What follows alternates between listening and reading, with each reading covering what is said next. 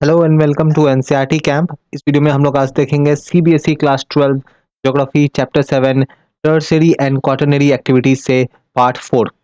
तो इस वीडियो में जिन टॉपिक पे हम लोग बात करने वाले हैं वो है tourism industry and medical tourism के बारे में। आप यहाँ पे देख सकते हैं। तो हम लोग बात करेंगे सबसे पहले टूरिज्म के बारे में कि टूरिज्म किस तरह से किसी भी कंट्री की इकोनॉमी को हेल्प करती है, किसी एरिया की इकोनॉमी को हेल्प करती है। टूरिस्ट रीजन के बारे में जानेंगे, कौन कौन से ऐसे फैक्टर्स है जो टूरिज्म को अफेक्ट करते हैं, टूरिस्ट अट्रैक्शन होने के लिए क्या कारण है, और मेडिकल टूरिज्म क्या होता है। और स्पेशली मेडिकल टूरिज्म में हम लोग देखेंगे कि इंडिया की अगर हम लोग बात करें तो काफ़ी इमर्ज होके काफ़ी राइजिंग जो है हम लोग एक जर्नी देखते हैं इंडिया की। ये क्या है, ठीक है। तो आगे बढ़ने से पहले रिक्वेस्ट करूंगा, अगर आपने चैनल सब्सक्राइब नहीं किया है तो चैनल को सब्सक्राइब करें। आपकी कोई भी डाउट इंक्वायरी होती है तो आप हमसे टेलीग्राम, फेसबुक और इंस्टाग्राम में जुड़ के अपने क्वेश्चंस पूछ सकते हैं। सबसे पहले हम लोग समझते हैं कि टूरिज्म है क्या। हम सभी लोगों को एक जगह से दूसरी जगह घूमना पसंद है ना। तो टूरिज्म में होता क्या है कि जो लोग जो है वो एक प्लेस से दूसरे प्लेस जाते हैं, प्लेस ए से प्लेस बी जाते हैं। लेकिन ये जो जर्नी है ये किसी बिजनेस के लिए नहीं होती है। ऐसा नहीं कि प्लेस ए को कोई काम है बी प्लेस में इसलिए वो जा रहा है, बिजनेस के लिए नहीं। ये हम लोग जाते हैं रिक्रिएशन के लिए। रिक्रिएशन का मतलब क्या है कि हम लोग जाते हैं अपना एक मेमोरी बनाने के लिए, अपने कुछ टाइम रिलैक्स करने के लिए, लेजर टाइम जो होती है ना। तो बिजनेस के लिए नहीं जाते हैं हम लोग जाते हैं एक कुछ मेमोरी क्रिएट करने के लिए। हाँ, अगर हम लोग टूरिज्म की बात करें तो वर्ल्ड में बहुत ही largest, one of the largest tertiary activity है ये, ठीक है।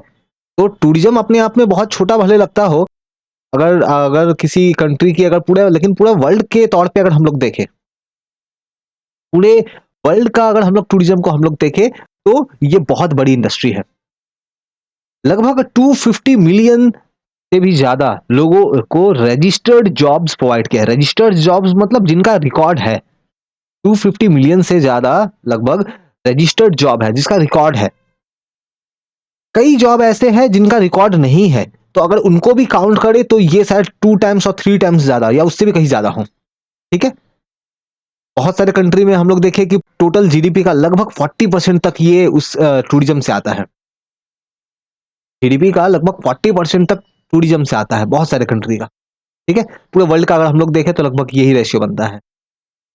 नाउ, तो टूरिज्म इतना बड़ा एक्टिविटी है, इतना ज्यादा रेवेन्यू जनरेट कर रहा है, इतना ज्यादा जॉब जनरेट कर रहा है ना। तो ये जो टूरिज्म जो है इसको हम लोग दो तरीके से देख सकते हैं। एक होता है सीजनल, जब एक पर्टिकुलर सीजन में कहीं पे लोग जाते हैं।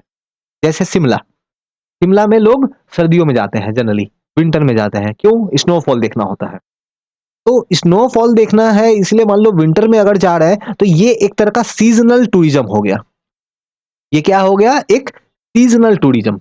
लेकिन बहुत सारे ऐसे प्लेसेस हैं जहां पे सीजन नहीं देखा जाता है, जहां पे पूरे साल भर लोग जाते हैं। जैसे फॉर एग्जांपल, मान लो अगर हम लोग बात करें राजस्थान में, तो राजस्थान के डिजर्ट एरिया में सालों भर लोग जाते हैं वहां घूमने के लिए। या फिर दूसरा एक एग्जांपल आप ले सकते हो, फॉर एग्जांपल दिल्ली, सालों भर लोग, पूरे ऑल द ईयर लोग जाते हैं, है ना। विजिटर्स वहां जाते हैं पूरे साल। तो टूरिज्म जो है ये सीजनल हो सकता है कि एक पर्टिकुलर सीजन में लोग जाए, या फिर पूरे साल भर, ऑल अलोंग द ईयर, पूरे ऑल राउंड द ईयर हम लोग देखेंगे कि लोग जाते हैं। तो दो तरह से हम लोग इसको देख सकते हैं। और ऑफ कोर्स सीजनल क्यों होता है? क्योंकि बहुत बाकी जो दूसरी टाइम है हो सकता है वो फेवरेबल ना हो। जैसे फॉर एग्जांपल, माउंटेन में क्या रेनी सीजन में बहुत ज्यादा टूरिस्ट आते हैं क्या? Answer is no. क्यों नहीं आते हैं? क्योंकि उस समय वेदर जो है वो फेवरेबल नहीं होता है। तो माउंटेन्स एरिया में आपको समर में लोग दिखेंगे, अपनी समर की गर्मियों की छुट्टियां बिताते हुए लोग दिखेंगे, या फिर विंटर्स में आपको दिखेंगे, विंटर्स में स्नोफॉल वगैरह देखने के लिए। रेनी सीजन में नहीं जाएंगे क्योंकि उस समय वो वेदर खराब होती है, लैंडस्लाइड वगैरह हो सकता है। तो टूरिज्म की अगर हम लोग बात करें तो किसी भी प्लेस की जो इकोनॉमी है, जिस एरिया में टूरिस्ट आ रहा है वहां की इकोनॉमी को बहुत ही ज्यादा इफेक्ट करता है। वहां पे अगर टूरी कोई प्लेस, अगर टूरिस्ट एक्टिविटी है तो वहां पे लोग अलग अलग जगहों से कार से आएंगे, अपनी प्राइवेट व्हीकल से आएंगे, ट्रेन हो सकती है। तो ट्रांसपोर्ट सिस्टम बेहतर होता है।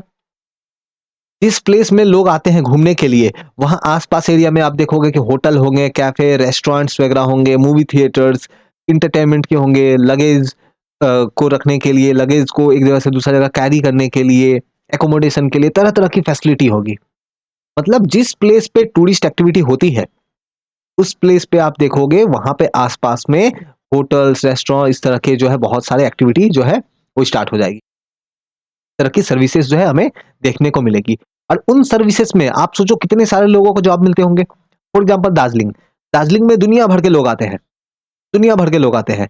तो दार्जिलिंग में जब वो आते हैं तो वहाँ तो होटल में रुकते हैं, वहाँ पे रेस्टोरेंट्स वगैरह है, वहाँ पे लोकल जो प्रोडक्ट है उनको परचेज़ करते हैं। तो इससे कितना बेनिफिट मिलता है लोकल इकोनॉमी को।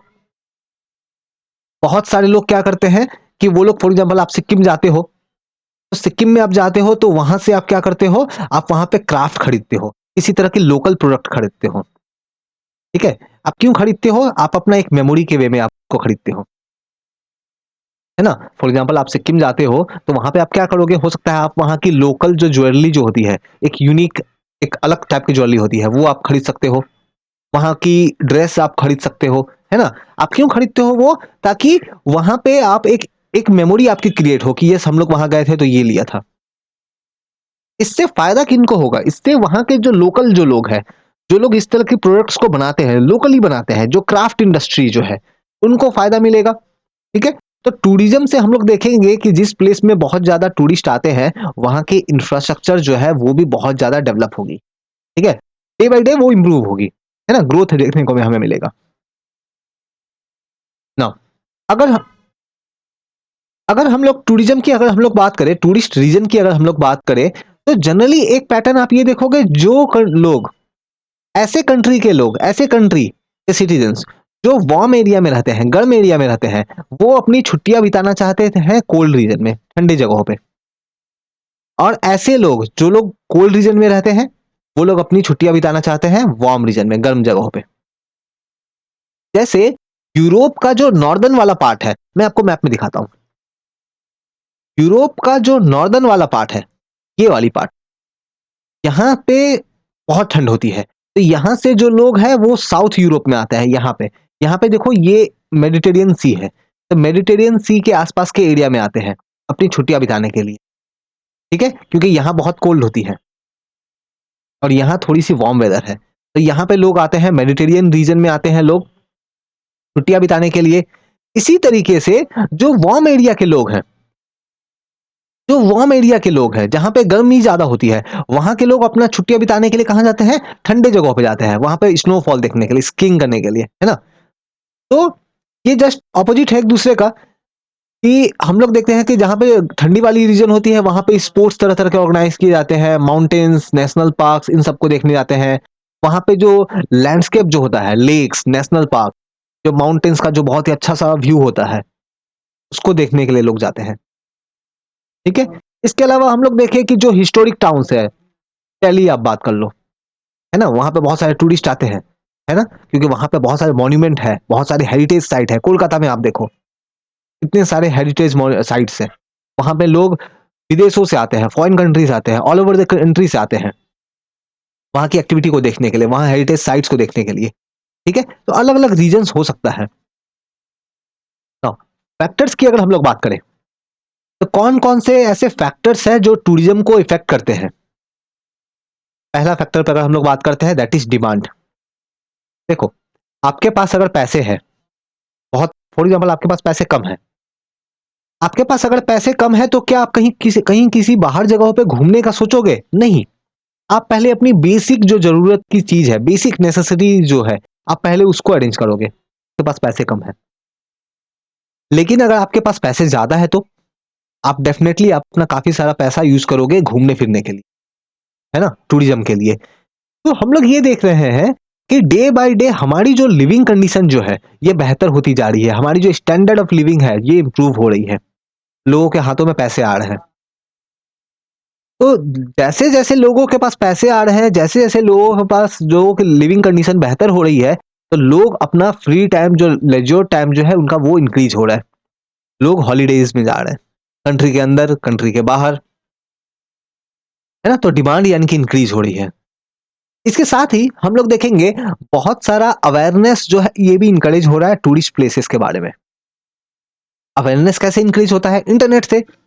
आप यूट्यूब यूज कर रहे हो, सडनली आप किसी प्लेस का वीडियो देखते हो, आपको वो प्लेस बहुत अच्छी लगती है, आप प्लान करते हो कि आप वहां जाओगे, तो उसके बारे में अवेयरनेस आपको कैसे मिला? इंटरनेट से, या आपने अपने किसी फ्रेंड से किसी प्लेस के बारे में आपने सुना हो, फ्रेंड रिलेटिव से। तो अवेयरनेस जो है वो टूरिस्ट प्लेसेस की इंकरेज हो रही है, बढ़ रही है, लोगों को ज्यादा से ज्यादा जानकारी मिल रहा है और इसलिए लोग वहां जाना चाहते हैं। गवर्नमेंट भी प्रमोट करती है, अलग अलग गवर्नमेंट को आप देखो, वो गवर्नमेंट तरह तरह के फिल्मी स्टार्स को लेकर के वीडियो बनाती है कि उनके स्टेट में आए, है ना? सिर्फ स्टेट गवर्नमेंट नहीं, कंट्री की गवर्नमेंट, है ना? जैसे ऑस्ट्रेलिया की गवर्नमेंट कोई वीडियो रिलीज करेगी, प्रमोट करेगी कि ऑस्ट्रेलिया में आओ। इंडिया की गवर्नमेंट जो है वो भी ऐसा करेगी, सभी गवर्नमेंट करती है, स्टेट गवर्नमेंट भी करती है। ठीक है, दूसरा फैक्टर पे बात करते हैं, दैट इज ट्रांसपोर्ट। ट्रांसपोर्ट की अगर हम लोग बात करें तो पहले हमारे कंट्री के या वर्ल्ड के बहुत सारे ऐसे एरियाज जो कनेक्टेड नहीं थे, जिनके बारे में हमें पता नहीं था, आज हम लोग वहां जाते हैं। क्यों? क्योंकि पहले कनेक्टिविटी अच्छी नहीं थी, आज रोड बन गई है, वहां पे रेलवे के ट्रैक्स बन गए हैं, हम लोग रोड से जा सकते हैं, रेलवे के ट्रैक, रेलवे से जा सकते हैं, कार लेकर के, लोग तो अपनी बाइक लेकर निकल जाते हैं, है ना? तो हमारी कनेक्टिविटी, हमारा जो ट्रांसपोर्ट सिस्टम है ये बेहतर हो रहा है। एयर ट्रांसपोर्ट की बात करें तो पहले जितना कॉस्टली था, अभी अभी अगर हम लोग देखें तो एयर ट्रांसपोर्ट जो है, गवर्नमेंट ऑलवेज इसको ट्राई करती है और इसको चीप बनाया जाए, सस्ता बनाया जाए। क्यों? इससे फायदा ये होगा कि लोग ज्यादा से ज्यादा ट्रैवल करेंगे। आप तरह तरह के पैकेजेस आप देखते हो, अलग अलग तरह की वेबसाइट्स निकल गई है, वो तरह तरह की 3 डे 4 नाइट इस तरह के पैकेजेस ऑफर करती है, बहुत कम कॉस्ट पे, बहुत सारे ऑफर्स के साथ। इन सब कारणों से हम लोग देखते हैं कि टूरिज्म जो एक्टिविटी जो है ये काफी इंकरेज हो गई है। ठीक है, टूरिस्ट अट्रैक्शन, किसी भी प्लेस में टूरिस्ट क्यों आते हैं, क्या कारण है? क्लाइमेट की वजह से, लैंडस्केप की वजह से, हिस्ट्री एंड आर्ट की वजह से, कल्चर, इकोनॉमी एंड मेडिकल। सब पे बात करते हैं, वन बाय वन करते हैं। क्लाइमेट, बहुत सारे लोग, जैसे मैंने आपको बताया था, जो कोल्ड रीजन से वो लोग कहाँ जाते हैं, वार्म रीजन में जाते हैं। क्यों ऐसा? क्योंकि जो कोल्ड रीजन के जो लोग हैं, वो लोग वो सनी वेदर देखना चाहते हैं, वो लोग सनी वेदर को एक्सपीरियंस करना चाहते हैं, उनको वो अच्छा लगता है। ठीक है, इसीलिए जैसे मैंने बताया कि नॉर्थ यूरोप से बहुत सारे लोग जो है वो लोग साउथ यूरोप में आते हैं, मेडिटेरियन सी के आसपास वाले एरिया में आते हैं। वहां पे टेम्परेचर हाई है, वहां पे हम लोग देखेंगे काफी सनी वेदर होता है, रेनफॉल भी लो है। जिस टाइम में टूरिस्ट आते हैं उस टाइम में हम लोग क्या देखेंगे, रेनफॉल बहुत ज्यादा नहीं होती है, कम होती है, तो ये अच्छा है, लोग घूम फिर पाते हैं। ठीक है, दैट मीन्स क्लाइमेट बहुत ही इंपॉर्टेंट फैक्टर है। जैसा कि मैंने बताया कि जो लोग वार्म एरिया के लोग रहते हैं वो लोग स्नो वाली एरिया में, ठंडे वाले रीजन में जाएंगे स्काइंग करने के लिए, स्नो देखने के लिए, है ना? लैंडस्केप, लैंडस्केप का मतलब होता है कि आप जब बहुत सारे आप प्लेसेस पे जाते हो, क्या देखने के लिए? वहां पे माउंटेन्स, बड़ी बड़ी लेक, वहां पे सी कोस्ट, फॉरेस्ट, आप वहां के नेचुरल इन्वायरमेंट को देखने जाते हो। क्योंकि हम लोगों ने कहीं ना कहीं अपने नेचुरल इन्वायरमेंट को बहुत ज्यादा डैमेज किया है, तो हम लोग ऐसे प्लेसेस में जाना पसंद करते हैं जहां पे नेचुरल इन्वायरमेंट को हम लोगों ने बिल्कुल भी अल्टर नहीं किया है, चेंज नहीं किया है। जैसे फॉरेस्ट, फॉरेस्ट में क्या आपको बिल्डिंग दिखेगी? नहीं, तो वहां हम लोग जाना पसंद करते हैं, पीसफुल इन्वायरमेंट होता है माउंटेन्स में। ठीक है, तो ये भी एक अट्रैक्टिव इन्वायरमेंट प्रोवाइड करता है। हिस्ट्री एंड आर्ट्स, बहुत सारे ऐसे प्लेसेस हैं जहां पे हम लोग देखेंगे कि उनसे कुछ, उनके पास्ट में कुछ उसका हिस्ट्री जुड़ा हुआ है। फॉर एग्जाम्पल दिल्ली की आप बात करो, दिल्ली कोई नया शहर नहीं है, बहुत पुराना शहर है, बहुत सारी हिस्ट्री उससे कनेक्टेड है, तो वहां पे लोग जाते हैं। जो आर्कियोलॉजिकल साइट्स है, जो पुराने साइट्स है, वहां पे आप देखोगे, वहां पे लोग जाते हैं। जो पैलेस है, बड़ी बड़ी, आप देखो राजस्थान में इतने फोर्ट्स है ना, महल है, उन महलों में लोग जाते हैं वहां घूमने के लिए। ठीक है, तो इसी तरह से आप बहुत सारे चर्चेस आप देखोगे, पैलेस देखोगे, है ना? तो यहाँ पे जो लोग हैं वो जाते हैं क्योंकि वहां पे एक उसकी एक हिस्ट्री कनेक्टेड है, एक आर्ट वहां पे देखने को मिलता है, इसलिए लोग जाते हैं, वो अट्रैक्ट करती है लोगों को। कल्चर की अगर हम लोग बात करें तो बहुत सारे लोग जो है वो लोग कल्चर के बारे में जानना चाहते हैं। बहुत सारे यूरोपियन कंट्री, अमेरिकन पीपल्स जो है वो लोग इंडिया में आते हैं, इंडिया की कल्चर को समझने के लिए। क्योंकि इंडिया की कल्चर की अगर हम लोग बात करें तो इतना ज़्यादा ये डाइवर्स है यहाँ पे इतनी ज़्यादा वैरायटी है, इथनिसिटी, लोकल कस्टम्स इतने ज़्यादा है, ये लोगों को अट्रैक्ट करती है कि वहाँ पे जाकर के उसके बारे में और ज़्यादा जानें। हमारी कंट्री में भी अगर हम लोग देखें, हमारी कंट्री में कितनी डाइवर्सिटी है। फॉर एग्ज़ाम्पल आप नॉर्थ ईस्ट की बात करो, नॉर्थ ईस्ट में कितना ज़्यादा डाइवर्सिटी है, local customs, ethnicity totally different है। लोग वहाँ पे जाना चाहते हैं, लोग जाके वहाँ पे उन चीज़ों को एक्सपीरियंस करना चाहते हैं। जनरली लोग ऐसे प्लेसेस में जाना पसंद करते हैं, जहाँ पे कम पैसे में, चीप कॉस्ट हो, कम पैसे में आराम से घूम पाएँ, तो वो एरिया पॉपुलर भी हो जाती है। जैसे एक और एग्ज़ाम्पल मैं बात करूँ, जैसे गोवा की बात करें, यहाँ पे क्या है कि बाहर से दूसरे कंट्री से लोग आते हैं या बाहर से लोग आते हैं, वो लोग गोवा में वहाँ पे हेरिटेज होम्स जो है वहाँ पे रहते हैं। वहाँ पे लोग उनके साथ रहते हैं, ठीक है? और ये काफ़ी एक प्रॉफिटेबल बिज़नेस के तौर पे इमर्ज होके आया है, ठीक है? वहाँ पे हेरिटेज होम्स है, मान लो यूके से कोई पर्सन आएगा, गोवा के एक हेरिटेज होम में रहेगा, वहाँ के लोगों को इसके लिए वो पे करेगा। सिर्फ गोवा ही नहीं, कुर्ग लाइक कर्नाटका में, वहाँ भी हमें ये देखने को मिलता है, होम स्टे। बहुत ही इंपॉर्टेंट सा एक ये टॉपिक है, मेडिकल टूरिज्म, बहुत इंपॉर्टेंट टॉपिक है, आप स्टार मार्क कर लो इसमें। मेडिकल टूरिज्म काफ़ी इंपॉर्टेंट सा टॉपिक है। मेडिकल टूरिज्म पहले तो समझते हैं होता क्या है। मान लो जर्मनी का एक आदमी, जर्मनी का एक पर्सन, उसे कोई मेडिकल उसकी रिक्वायरमेंट है, कुछ डिजीज़ हो गई है, वो अपना ट्रीटमेंट कराना चाहता है, इलाज कराना चाहता है। वो क्या करता है, वो इंडिया आता है, वो इंडिया आता है। इंडिया के जो अच्छे हॉस्पिटल्स हैं, वहाँ पे जाकर के वो अपना इलाज कराता है। अब जब वो आएगा इंडिया, तो 1-2 दिन में तो इलाज नहीं होगा। मान लो 10 दिन, 15 दिन वो इंडिया में रहेगा। वो किसी होटल में रह सकता है, वो यहाँ के लोकल मार्केट से वो कुछ खरीदारी करेगा, है ना? कुछ परचेज़ करेगा। मतलब ये क्या है? ये है मेडिकल टूरिज़्म। वो क्यों आया है? वो मेडिकल रीज़न की वजह से आया है। लेकिन ऑफ़ कोर्स यहाँ पे जब आ रहा है, तो यहाँ वो होटल में रहता है, रेस्टोरेंट में खाना खा रहा है ना? तो ये है मेडिकल टूरिज़्म। तो क्या हम लोग बोल सकते हैं? मेडिकल ट्रीटमेंट के साथ ही जब इंटरनेशनल टूरिज़्म होता है, जर्मनी से लोग आ रहे हैं इंडिया में, श्रीलंका से लोग आ रहे हैं इंडिया में, बहुत सारे लोग आते हैं, तो इनको बोलते हैं मेडिकल टूरिज़्म। इंडिया बहुत ही तेज़ी से इमर्ज हो रहा है मेडिकल टूरिज़्म के सेंटर के तौर पे। वर्ल्ड के अलग-अलग पार्ट से लोग इंडिया में आते हैं अपना इलाज कराने के लिए। क्यों? क्योंकि यहाँ पे कम पैसे में इलाज हो जाता है। फॉर एग्ज़ाम्पल जर्मनी में किसी एक पर्सन को अपना कोई ऑपरेशन कराना है, वो उसे ₹100 खर्च करना होगा वहाँ, तो वही ऑपरेशन इंडिया में उसे ₹60 में हो जाएगा। तो वो अपने पैसे बचाने के लिए वो इंडिया में आता है। तो सिर्फ जर्मनी की बात नहीं है, बहुत सारे वर्ल्ड के कंट्रीज़ और ये आ रहे हैं लोग। हमारे कंट्री में जो बड़े-बड़े शहर हैं, वहाँ पे जो वर्ल्ड क्लास हॉस्पिटल्स जो है, वहाँ पे लोग आते हैं, ठीक है? और ये सिर्फ इंडिया में नहीं, इंडिया, थाईलैंड, सिंगापुर, मलेशिया इन सभी कंट्रीज़ में यहाँ अलग-अलग रीजन से, वर्ल्ड के अलग-अलग कॉर्नर से लोग आ रहे हैं, यहाँ पे अपना इलाज कराने के लिए, ट्रीटमेंट के लिए। तो मेडिकल टूरिज़्म इन कंट्रीज़ में बहुत ज़्यादा इमर्ज हो रहा है। हमारे कंट्री में भी बहुत तेज़ी से ये बढ़ रहा है। इसके साथ ही एक टॉपिक कनेक्टेड है मेडिकल टूरिज़्म के साथ, ठीक है? एक और एक्टिविटी हमें देखने को मिलता है। मैं एक एग्ज़ाम्पल से पहले समझाता हूँ। मान लो एक यूके का हॉस्पिटल है।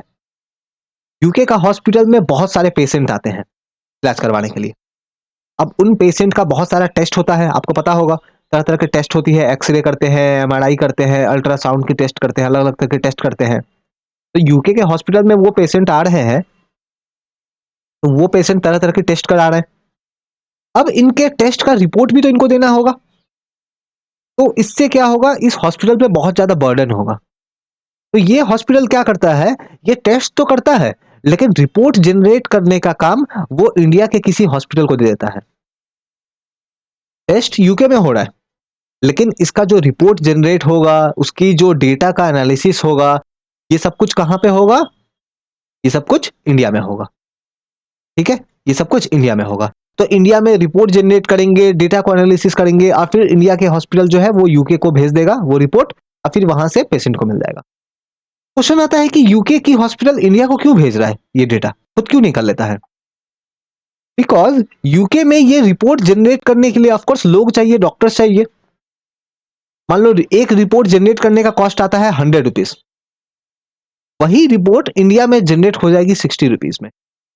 इसीलिए वहाँ पे कम कॉस्ट में हो जाएगी इंडिया में, इसीलिए यूके क्या करता है अपना जो ये प्रोसेस जो है इसको क्या कर रहा है आउटसोर्स कर रहा है, आउटसोर्सिंग बोलते हैं इसे। आउटसोर्सिंग एक टॉपिक है, इसी चैप्टर में आपकी एक इंपॉर्टेंट टॉपिक है, आपको ये करना है। मेरी जो नेक्स्ट वीडियो आएगी, पार्ट 5 वाली जो नेक्स्ट वीडियो आएगी, उसमें मैं आउटसोर्सिंग को और डिटेल में डिस्कस करूँगा।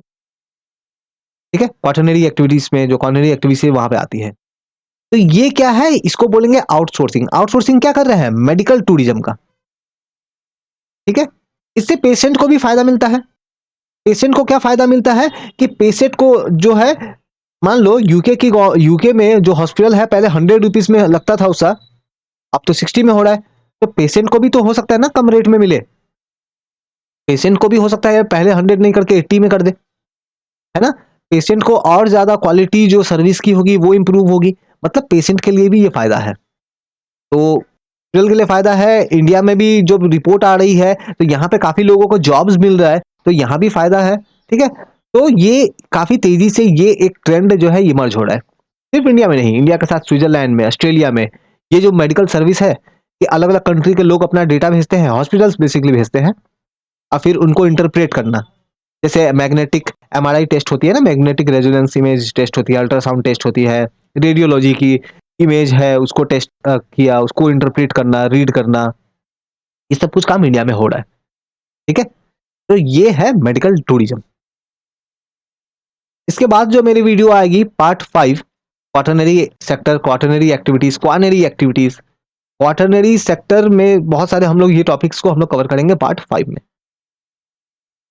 तो अगर आपको वीडियो पसंद आया हो, वीडियो को बिल्कुल like and comment and share करें। ठीक है?